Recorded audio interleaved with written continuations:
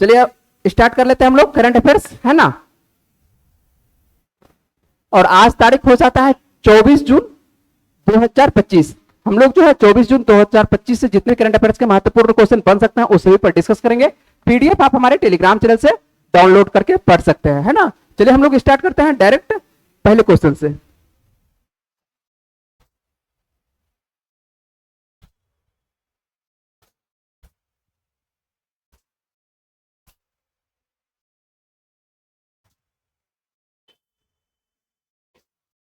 और पहला क्वेश्चन हम लोग के सामने में, अंतर्राष्ट्रीय ओलंपिक दिवस प्रतिवर्ष कब मनाया जाता है। तो आप लोग ध्यान रखिएगा, अंतर्राष्ट्रीय ओलंपिक दिवस जो है प्रतिवर्ष आपको मनाया जाता है 23 जून को मनाया जाता है। तो 23 जून अर्थात कल के दिन जो है अंतर्राष्ट्रीय ओलंपिक दिवस आप लोगों को मनाया गया है। तो ध्यान रखना है, ये आप लोगों के लिए बहुत ही महत्वपूर्ण प्रश्न है। इस दिन की शुरुआत यदि बात करते हैं इसकी शुरुआत कब से होती थी, इसकी शुरुआत जो आपको ओलंपिक की शुरुआत जो आपको दिखाई पड़ती है 23 जून 1894 से स्टार्ट होती है। और यह जो स्टार्ट होती है कहां से, पेरिस स्थित सोरबोन आपको यूनिवर्सिटी में आधुनिक ओलंपिक खेलों की नींव कह सकते हैं कि रखने वाले अंतर्राष्ट्रीय ओलंपिक समिति की स्थापना के साथ की गई थी। और यदि बात करते हैं कि इसका ओलंपिक दिवस मनाने जाने की शुरुआत कब से होती है, तो 1948 से, साल 1948 में जो कह सकते हैं कि पहला ओलंपिक दिवस आयोजित किया गया था। और इस दिन को जो है मनाए जाने का मुख्य उद्देश्य यदि देखते हैं तो मुख्य उद्देश्य क्या है, तो खेलों के जरिए वैश्विक एकता को क्या करना है, बढ़ावा देना है। यदि बात करते हैं आप लोगों को कभी कभी जो है थीम पूछता है, और थीम जो है आपको अंतर्राष्ट्रीय ओलंपिक दिवस का महत्वपूर्ण है, तो थीम आपको ध्यान रखना है। तो 2025 की थीम क्या है, लेट्स मूव कह सकते हैं, आइए चलें। हिंदी में यदि बात करते हैं तो क्या है इसका थीम, तो आपको लेट्स मूव। तो आपको याद रखना है, डायरेक्ट याद रखना है कि इंटरनेशनल आपको ओलंपिक डे कह सकते हैं प्रतिवर्ष कब मनाया जाता है, तो 23 जून को मनाया जाता है। चलते हैं हम लोग बातचीत करते हैं, अगले प्रश्न पर बात करते हैं।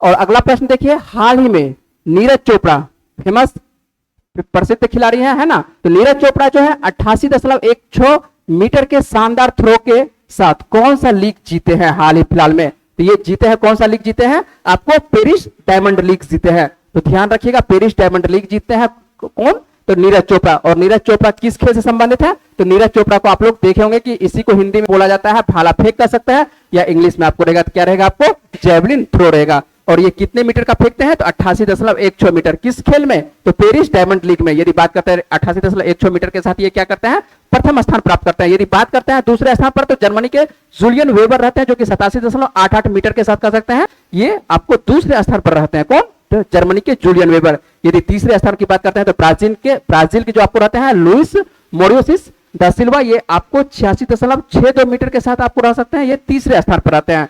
तो ध्यान रखना है आपको किसके बारे में, नीरज चोपड़ा के बारे में। और नीरज चोपड़ा के बारे में आपको यह भी याद रखना है, ये इस बार तो पेरिस ये डायमंड लीग है, उसके बाद आपको ओलंपिक होते हुए भी 2024 का कहां पर दिखाई पड़ता है, तो आपको पेरिस में ही होते हुए दिखाई पड़ता है। और पेरिस ओलंपिक में आपको नीरज चोपड़ा के द्वारा कौन सा पदक जीता जाता है, तो रजत पदक जीता जाता है। इस बार जो है भारत के द्वारा कह सकते हैं कि ओलंपिक में कितना पदक जीता गया है, तो 6 पदक जीता गया है, जिसमें से मात्र एक का आपको रजत देखने को मिलता है, जो कि नीरज चोपड़ा के द्वारा देखने को मिलता है। नीरज चोपड़ा क्या जीतते हैं, रजत पदक, जबकि 5 जो है कांस्य पदक जीता जाता है भारत के द्वारा। और भारत जो है ओलंपिक में कह सकते हैं किस स्थान पर आता है, तो 71वां स्थान पर आता है। और इन्हीं के द्वारा कह सकते हैं कि आपको बता देते हैं नीरज चोपड़ा के बारे में, 2020 में तो ओलंपिक होता नहीं है कोरोना की वजह से, होता कब है, आपको जापान में होता है 2021 में। तो 2021 में जब होता है तो आपको नीरज चोपड़ा के द्वारा वहां पर पहला कह सकते हैं कि इनके द्वारा स्वर्ण पदक जीता गया है। तो 2 ओलंपिक आप कह सकते हैं कि 2 ओलंपिक में इनके द्वारा पदक जीता गया, एक में स्वर्ण, एक में क्या, रजत पदक। तो महत्वपूर्ण खिलाड़ी है, ध्यान रखिएगा आपको नीरज चोपड़ा के बारे में। चलिए अगले प्रश्न पर बात करते हैं। हाल ही में क्या कह सकते हैं कि डिजिटल भुगतान पुरस्कार 2024-25 से किसे सम्मानित किया गया है, तो किसको सम्मानित किया गया है, इंडिया पोस्ट पेमेंट्स बैंक को। तो इंडिया पोस्ट पेमेंट्स बैंक आप लोग यूज करते होंगे, यदि आप लोग यूज करते होंगे तो आप लोगों को पता होगा कि इंडिया पोस्ट पेमेंट्स बैंक क्या काम करती है। तो इंडिया पोस्ट पेमेंट्स बैंक जो है आपको, जो कि डाक विभाग किसके अंतर्गत आता है, तो ये संचार मंत्रालय के अंतर्गत आता है। डाक विभाग के अंतर्गत कह सकते हैं कि ये संचार मंत्रालय के अंतर्गत आता है। और ये सरकार का क्या है, पूर्ण स्वामित्व वाला उपक्रम है। क्या है, कह सकते हैं कि सरकार का ये पूर्ण स्वामित्व, इस पर अधिकार है, सरकार का अधिकार है। और ये जो है इसे डिजिटल भुगतान और वित्तीय समावेशन के क्षेत्र में कह सकते हैं बेहतरीन योगदान के लिए डिजिटल पेमेंट्स अवार्ड 2024-25 से इसको सम्मानित किया गया है। और यह प्रतिष्ठित पुरस्कार जो है वित्त मंत्रालय के वित्तीय सेवा विभाग के द्वारा कह सकते हैं कि दिया गया है। यदि बात करते हैं 2024-25, ठीक है, तो 2024-25 के लिए परफॉर्मेंस इंडेक्स आईपीबीपी, इसी को कह सकते हैं इंडिया पोस्ट पेमेंट्स बैंक, इसको शॉर्ट में आईपीबीपी बोलते हैं। सभी पेमेंट्स बैंकों में ये पहला स्थान प्राप्त करता है। कौन सा स्थान? तो आपको ध्यान रखना है कि ये पहला स्थान प्राप्त करता है आपको सभी पेमेंट्स बैंक में। और साथ ही 2023-24 के लिए जो है आईपीबीपी के द्वारा जो है स्पेशल मेंशन अवार्ड भी इनके द्वारा जीता जाता है। तो आप लोगों को ध्यान रखना है, क्या ध्यान रखना है कि इंडिया पोस्ट पेमेंट्स बैंक के द्वारा कौन सा पुरस्कार? तो डिजिटल भुगतान आपको पुरस्कार जीता जाता है। और ये पुरस्कार जो है किनके द्वारा प्रदान किया गया है? तो आप देख रहे हैं कि हम लोग जो वित्त मंत्री है कौन है? निर्मला सीतारमण। तो निर्मला सीतारमण के द्वारा जो है इंडिया पोस्ट पेमेंट्स बैंक को कह सकते हैं कि आपको अवार्ड देते हुए दिखाई पड़ रहा है ना, इंडिया पोस्ट पेमेंट्स बैंक को अवार्ड मिला है। चलिए अगले प्रश्न पर बात करते हैं। अगला प्रश्न हम लोग देख लेते हैं कि हाल ही में किस राज्य सरकार ने मांझी वसुंधरा अभियान 6.0 स्टार्ट किया गया है? तो कौन सा पुरस्कार है आपको? मांझी, आपको दिखाई पड़ता है मांझी वसुंधरा अभियान, और कौन सा नंबर है? 6.0 है। और ये किस राज्य सरकार के द्वारा? तो आपको महाराष्ट्र के द्वारा। कौन से राज्य के द्वारा? तो महाराष्ट्र के द्वारा। तो ध्यान रखिएगा, महाराष्ट्र सरकार के द्वारा। और ये किस क्षेत्र से संबंधित है? तो ये पर्यावरण संरक्षण से संबंधित है। तो पर्यावरण संरक्षण के प्रयासों को मजबूत करने के लिए कह सकते हैं कि 1 अप्रैल 2025 से ही 1 अप्रैल 2025 से आपको 31 मार्च 2026 तक कह सकते हैं 28,317 स्थानीय स्व सरकारी निकायों में कह सकते हैं कि मांझी वसुंधरा अभियान को स्टार्ट किया गया। और मांझी वसुंधरा कह सकते हैं कि पॉइंट कितना? 6.0। और ये क्या चीज को बढ़ावा देगा? तो सीधी सी बात है, ये जलवायु को बढ़ावा देगा। इसका उद्देश्य क्या है? तो जलवायु जागरूकता और टिकाऊ जीवन को कह सकता है कि बढ़ावा देना। और जब भी महाराष्ट्र का नाम, जैसे ही महाराष्ट्र का नाम आता है तो महाराष्ट्र के बारे में जल्दी से बता दीजिए। तो महाराष्ट्र में मान के चलिए कि इसकी कह सकते हैं आप लोग राजधानी क्या है? तो राजधानी आपको मुंबई है। और महाराष्ट्र के मुख्यमंत्री वर्तमान में कौन है? तो देवेंद्र फडणवीस है। राज्यपाल याद है? राज्यपाल कौन है? सीपी राधाकृष्णन है। और लोकसभा की सीटों की यदि बात करते हैं तो कितना सीटें हैं? 48। और राज्यसभा की यदि सीटों की बात करते हैं तो कितना सीट है? आपको 19 सीट है। तो ध्यान रखिएगा, मांझी वसुंधरा अभियान जो स्टार्ट किया गया है ये किस राज्य के द्वारा? तो ये सीधी सी बात है, आपको याद रखना है कि महाराष्ट्र के द्वारा। किससे संबंधित है? चित्र से भी संबंधित। समझ में आ रहा होगा कि ये जो आपको दिखाई पड़ता है ये किससे संबंधित दिखाई पड़ रहा है? आपको पृथ्वी से संबंधित कह सकते हैं, जलवायु संबंधित। आपको यहाँ पर एक चीज नहीं बताया तो यहाँ पर ध्यान रखिएगा, 5 पे तो आप लोग वैसे नाम सुनेंगे, पृथ्वी, जल, वायु, अग्नि और आकाश, है ना। तो पृथ्वी, जल, वायु, अग्नि और आकाश, इससे आपको संबंधित, इसमें ध्यान केंद्रित किया गया है इस पे। अगले प्रश्न पर चलते हैं। और अगला प्रश्न है, हाल ही में किस देश ने अंडर 23 है, किसके बारे में बातचीत कर रहे हैं? अंडर 23 एशियाई कुश्ती चैंपियनशिप 2025 के बारे में बातचीत कर रहे हैं। और इसका मेजबानी पूछा जा रहा है कि मेजबानी किसके द्वारा किया गया? किस देश के द्वारा किया गया? तो किस देश के द्वारा? तो वियतनाम के द्वारा किया गया। और यदि बात करते हैं कि वियतनाम में कहां पर किया गया, तो वियतनाम में कहां पर किया गया है? ओंग ताओ के क्षेत्र में किया गया है। तो ओंग ताओ में चल रही अंडर 23 सीनियर एशियाई कुश्ती चैंपियनशिप में बात करता है तो भारतीय महिला के द्वारा अंडर 23 में आपको कितना पदक जीतते हुए दिखाई पड़ रहा है? आपको 10 पदक जीतते हुए दिखाई पड़ रहा है। यदि बात करते हैं कि कितना कौन सा पदक जीता है, तो आपको यहां पर दिखाई पड़ेगा 4 क्या जीता गया है महिलाओं के द्वारा? 4 स्वर्ण जीता गया है, जबकि 5 क्या जीता गया? आपको रजत जीता गया है। और उसके बाद आपको मात्र 1 जो पदक जीता गया है, क्या जीता गया है? आपको कांस्य पदक जीता गया है। ये एक तरह से महिलाओं का कह सकते हैं कि अच्छा परफॉर्मेंस है। ये हम लोग जो है जल्दी से देख लेते हैं कि किसके द्वारा कौन सा पदक जीता गया, क्योंकि आपको कभी कभी पूछा जाता है कि मानसिक के प्रियांशी के बारे में यदि बात करते हैं तो बात कर लेते हैं जल्दी से। मानसिक के प्रियांशी जैसे प्रजापति, आपको पूछा जाएगा कि डायरेक्ट कि ये किस खेल से संबंधित है। आप लोगों को जानकारी रहना चाहिए कि ये किस खेल से संबंधित है। ये आपको दिखाई पड़ रही है कुश्ती वाला, तो आपको लिखा हुआ है हेडिंग लाइन तो है कि कुश्ती चैंपियन, लेकिन जब प्रश्न पूछा जाता है परीक्षा में तो उस वक्त याद नहीं रहता है। तो 50 किलोग्राम वर्ग में जो है प्रियांशी प्रजापति के द्वारा है क्या जीता जाता है? स्वर्ण पदक जीता जाता है। 55 किलोग्राम के द्वारा रीना के द्वारा जो है इनके द्वारा भी स्वर्ण पदक जीता जाता है। यदि बात करते हैं 68 किलोग्राम वर्ग में जो है सृष्टि के द्वारा, तो सृष्टि भी क्या जीतती है? आपको स्वर्ण पदक जीतती है। 76 किलोग्राम वर्ग में यदि बात करता है तो प्रिया के द्वारा क्या जीता जाता है? इनके द्वारा भी स्वर्ण पदक जीता जाता है। तो 4 ऐसी मान के चलिए कि महिला रहती है जो क्या जीतती है? आपको स्वर्ण पदक जीतते हुए दिखाई पड़ती है। यदि रजत की बात करते हैं तो रजत आपको 5 महिला है, जिसमें नाम है, पहला नाम है आपको नेहा शर्मा जो कि 57 किलोग्राम वर्ग में आपको रजत पदक जीतते हुए दिखाई पड़ती है। यदि बात करते हैं 62 किलोग्राम वर्ग में आपको प्रगति के द्वारा क्या जीतते हुए दिखाई पड़ता है? रजत।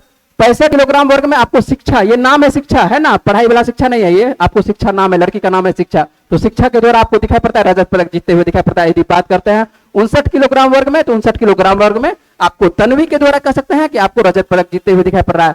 आपको नाम एक बार आपके नजर के सामने से एक बार गुजार देते हैं जिससे कि आपको ध्यान रहे। तो 72 किलोग्राम वर्ग में कह सकते हैं कि ज्योति के द्वारा, ज्योति बेरवाल के द्वारा रजत पदक जीता जाता है। यदि बात करते हैं, आपको बताया था कि कांस्य जो है मात्र एक महिला जीतती है, और कौन सी महिला है उसका क्या नाम है, तो हिनाबेन खलीफा के द्वारा। तो हिनाबेन खलीफा के द्वारा कह सकते हैं कि 53 किलोग्राम वर्ग में कौन सा पदक जीता जाता है, कांस्य पदक जीता जाता है।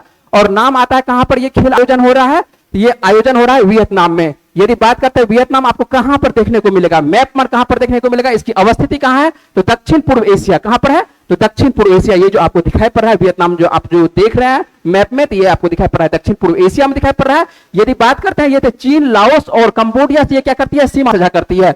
यदि ऊपर से देखते हैं तो ये आपको चाइना से दिखाई पड़ता है, उसके बाद आपको बीच में दिखाई पड़ता है किससे, आपको लाओस से दिखाई पड़ता है। नीचे की यदि बात करते हैं तो नीचे में आपको कंबोडिया से क्या करती है, सीमा साझा करते हुए दिखाई पड़ती है। यदि बात करते हैं एक तरफ से इसको आपको कौन सा आता है, यहां पर आपको खाड़ी दिखाई पड़ता है, दूसरी तरफ कह सकते हैं कि इसको खाड़ी दिखाई पड़ता है, जैसे कि नाम सुनते होंगे टोंकन की खाड़ी का नाम सुने होंगे, दक्षिणी चीन सागर नाम सुनेंगे, तो आपको यही परखने को मिलेगा।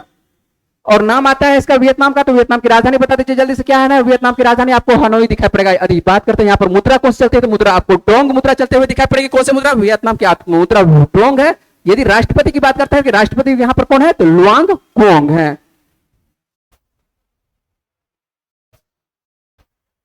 आइए अगले प्रश्न पर बात करते हैं जल्दी से। पीएम मोदी ने किस राज्य से गिनी के लिए भारत के पहले लोकोमोटिव निर्यात, है ना, क्या चीज की बात कर रहे हैं, पीएम मोदी के द्वारा किस राज्य से, गिनी एक देश है अफ्रीका का, एक देश है गिनी, और वहां के लिए कह सकते हैं कि बिहार से लोकोमोटिव को निर्यात किया जाएगा। पहली बार ऐसा हो रहा है कि बिहार से आपको देखने को मिलेगा, क्या देखने को मिलेगा, कि लोकोमोटिव को निर्यात करते हुए दिखाई पड़ेगा। तो थोड़ा सा वैश्विक आपको परिदृश्य पर आपको दिखाई पड़ता है, बिहार का नाम आते हुए दिखाई पड़ता है। हाल ही में कह सकते हैं कि नरेंद्र मोदी के द्वारा जो है आपको बिहार के सारण जिला से दिखाई पड़ता है, मढ़ौरा से, कहां से, बिहार के सारण के आपको मढ़ौरा से दिखाई पड़ता है, क्या दिखाई पड़ता है, लोकोमोटिव को आपको निर्यात करते हुए हरी झंडी दिखाई पड़ता है। आपको लोकोमोटिव कह सकते हैं जो आपको ट्रेन का जो इंजन निर्माण होता है, आपको बिहार में दो जगह से देखने को मिलता है, एक तो मढ़ौरा से दिखाई पड़ता है, एक मधेपुरा से आपको दिखाई पड़ता है। मधेपुरा से जो आपको दिखाई पड़ता है, क्या दिखाई पड़ता है, वहां से इलेक्ट्रिक वाला दिखाई पड़ता है। जबकि यदि बात करते हैं मढ़ौरा से, तो मढ़ौरा से आपको दिखाई पड़ता है, क्या दिखाई पड़ता है, डीजल वाला दिखाई पड़ता है। और अफ्रीका जो है अभी उतना विकसित नहीं हुआ है, तो वहां पर डीजल वाला इंजन चलेगा, तो डीजल वाला इंजन बिहार में बनेगा और भेजा जाएगा कौन सा देश, तो गिनी भेजा जाएगा, है ना, तो आपको याद रखिएगा। और यह इतिहास में पहली बार हो रहा है जबकि बिहार में कोई बना हुआ सामान, कह सकते हैं खास करके जो इंजन बना हुआ है उसको विदेश भेजा जाएगा। और इस तरह से जो है 150 लोकोमोटिव को कह सकते हैं कहां भेजा जाएगा, तो 150 लोकोमोटिव को आपको अफ्रीका गिनी देश भेजा जाएगा।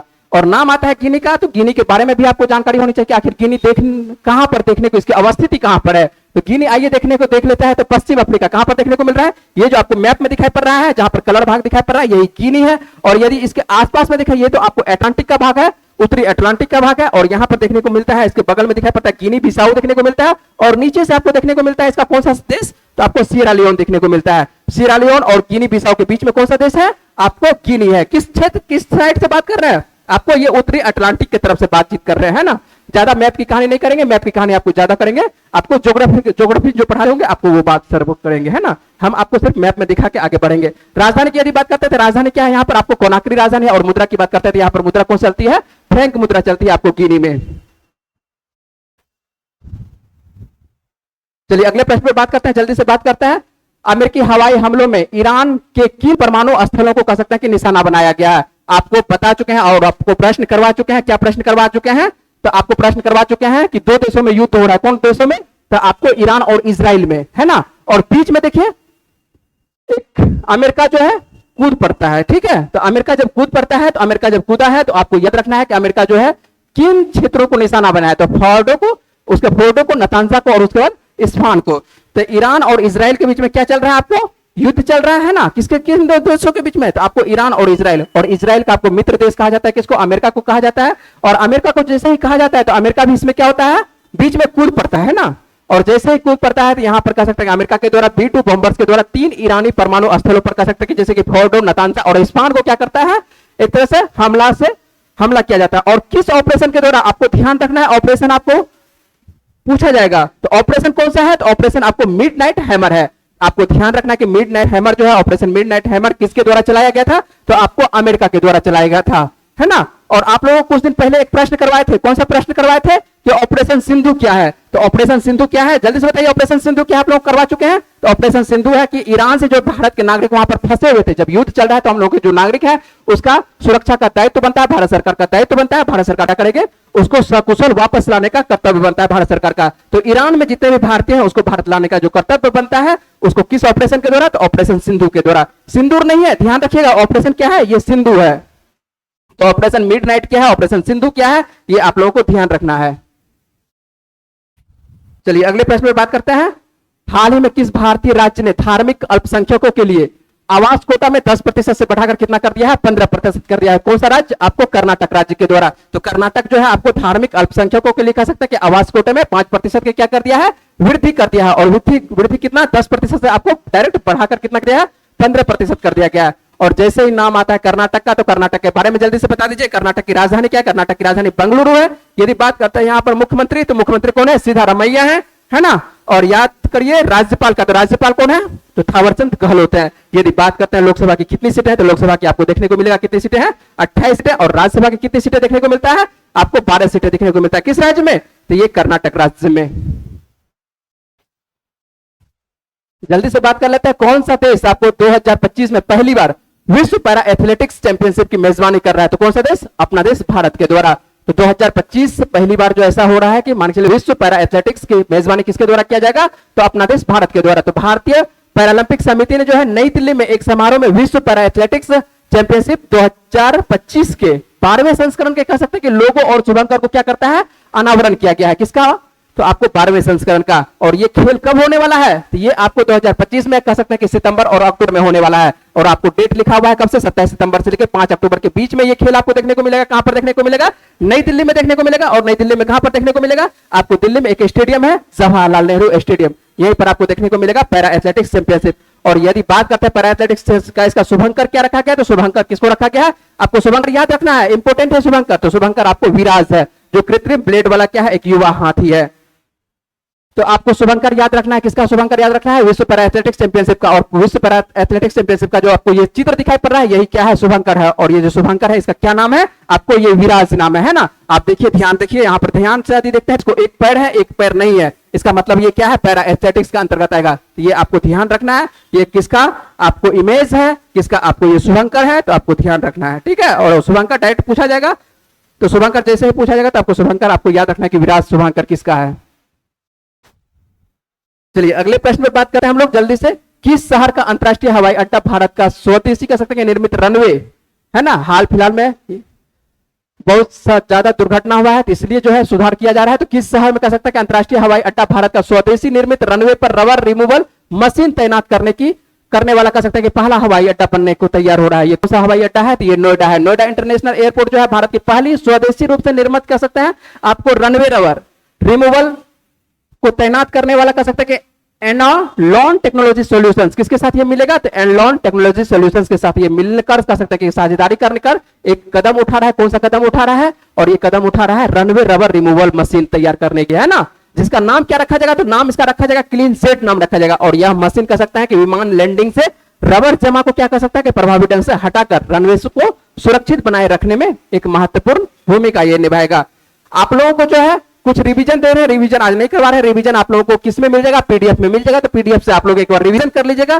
ज्यादा रिवीजन नहीं करवा रहे हैं, 10 से 12 क्वेश्चन आपको रहेगा। तो आप लोग ध्यान रखिएगा, जैसे आपको करवा चुके हैं। एक जल्दी से हम बता देते हैं, एक दो करवा देते हैं। हाल में मिस वर्ल्ड 2025 कौन बनी है? तो ओपा सुचेता च्वांगश्री बनी है। इसी तरह से जो मान के चलिए कि आपको राष्ट्रपति द्रौपदी मुर्मू को हाल ही में किस देश के द्वारा डॉक्टर की मानद पूरे उपाधि से दिया गया है? तो स्लोवाकिया के द्वारा क्या है? हाल ही में किस भारतीय लेखिका को अंतरराष्ट्रीय बुकर पुरस्कार 2025 जीता है? तो किसके द्वारा? आपको बानो मुश्ताक के द्वारा जीता गया है। तो इस तरह से आप लोग को ध्यान रखना है।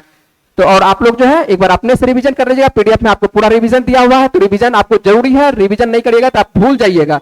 चलिए बात कर लेते हैं हम लोग पिछले वीडियो का क्या प्रश्न है। तो भारत के पहले एंटी सबमरीन वारफेयर सेलो वाटरक्राफ्ट का नाम क्या है? नाम याद है आप लोगों को? चलिए नाम यदि याद है तो अच्छी बात है, यदि नहीं याद है तो आपको ध्यान रखना है क्या नाम है? आईएनएस आरनाला नाम है। आइए जल्दी से हम लोग बात कर लेते हैं कि आज का क्या प्रश्न है। महत्वपूर्ण प्रश्न आज का देख लेते हैं। आज के वीडियो से यदि आप वीडियो अच्छे से वॉच किए होंगे तो आपका प्रश्न जो है बन जाएगा आसानी से। हाल ही में डिजिटल भुगतान पुरस्कार 2024-25 जो है किस कह सकते हैं कि किसे सम्मानित किया गया है? तो किसे सम्मानित किया गया है? तो आपको ध्यान रखना है। इस प्रश्न का जवाब कहां पर देना है? आपको कमेंट बॉक्स में जवाब देना है। यदि आपको वीडियो अच्छा लगा तो वीडियो को क्या करना है, लाइक करना है, सब्सक्राइब करना है चैनल को, है ना। चलिए मिलते हैं आप लोगों से अगले वीडियो में।